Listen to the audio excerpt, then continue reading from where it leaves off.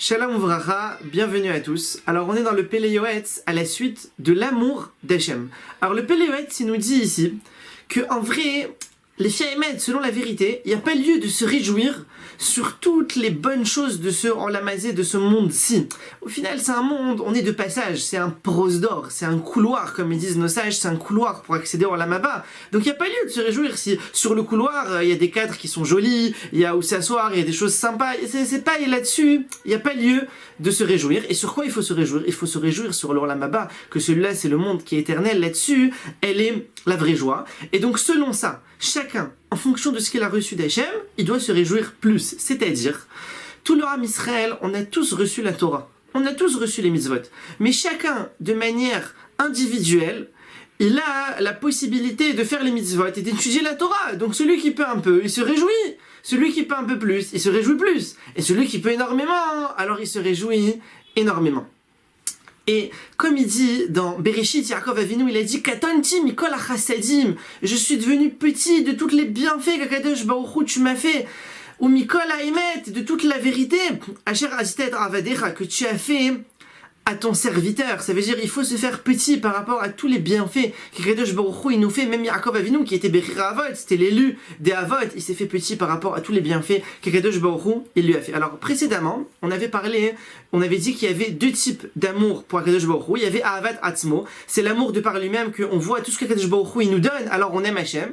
Et maintenant on voit le deuxième type d'amour, c'est ce qui s'appelle Ahavat Arumemut. C'est l'amour de la grandeur. Ça veut dire quoi? Ça veut dire on connaît quelqu'un, il y a un monsieur, il est gentil, il est sympa, il est serviable, il aide les autres, il dit pas de mal sur les autres. Un monsieur comme ça, il est aimé. Pourquoi il est aimé? Parce qu'il est entier. Alors Akadosh Baruch Hu, que lui, il représente l'entier de la manière la plus absolue. C'est Akadosh Baruch Hu, il n'y a pas plus entier qu'Hachem. Alors a fortiori qu'on va aimer Hachem, ça va réveiller l'amour d'Hachem. Alors, on a aussi l'importance de fixer un temps d'étude dans les livres qui réveillent l'amour d'Hachem. Donc c'est bien, hein, chaque jour, d'étudier un petit peu, comme par exemple Chovot Alvavot ou Reshit Chorma, comme ça chaque jour il réveille l'amour pour Akadosh Baruch Hu, et de la Ahava, elle provient la yira, la crainte. Ça veut dire quand on aime quelqu'un, on a peur de le décevoir, on veut pas le contredire, on veut pas lui faire de la peine, on fait ce qu'il demande. Alors là aussi, si on aime Hachem, on fait sa parole, on fait ce qu'il a demandé, et donc de la ahava, de l'amour, vient la yira, la crainte d'Hachem, et on peut chacun réveiller l'amour pour Akadosh Baruch Hu en remarquant, on remarque que quelqu'un il aime bien manger, il aime bien dormir, et pourtant c'est des choses qui passent. Qui se rappelle ce qu'il a mangé il y a 2 mois, qui se rappelle qu'est-ce qu'il a dormi il y a 3 ans, ça passe, et pourtant l'homme il est attaché à ça. Alors Akadosh Baruch Hu, que lui il est là éternel, il est là pour toujours, a fortiori qu'il faut s'attacher à lui. Et alors à ce moment-là on aime Hachem, on a plaisir à aimer Hachem, et c'est ce qu'il dit dans Shir Hashirim, Mayafit ou Manaam, qu'est-ce que c'est beau, qu'est-ce que c'est agréable, Ahava Bata'anugim, l'amour dans le plaisir, l'amour d'Hachem avec plaisir. Là, si quelqu'un il a plaisir à ça, alors c'est aussi agréable, c'est beau et c'est agréable.